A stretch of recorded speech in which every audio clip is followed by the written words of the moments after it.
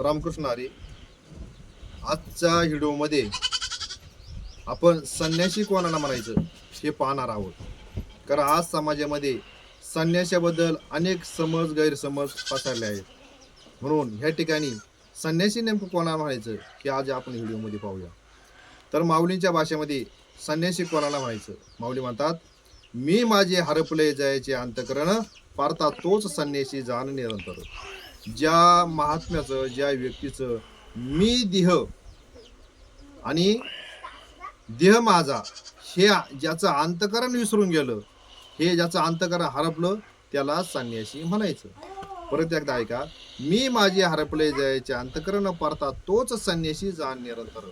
मला सांगा, ज्याचा हा देहच मी आहे हे विसरून गेलं, किंवा हा देहच माझा आहे हे विसरून गेलं, तर त्याच्या ठिकाणी काय होतं?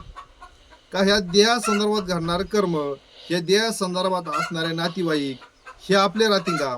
त्याला वाटतं का हे नातेवाईक माझे? कारण हे नातेवाईक सगळे देहाचे, देहाचा ना आपला ह्या ठिकाणी काही संबंध नाही. आणि हे ज्याचं अंतकरण विसरून गेलं, त्याला ह्या ठिकाणी संन्यासी म्हणायचं.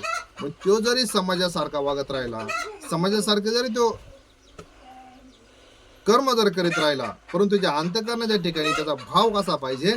मी आणि माझं हा भाव त्याच्या ठिकाणी नसला पाहिजे. आणि ज्याच्या अंतकरणात असा भाव तयार होईल, त्याला या ठिकाणी संन्यासी म्हणायचं, असं माऊली या ठिकाणी ह्या ओळीत म्हणतात. रामकृष्ण हरी. धन्यवाद.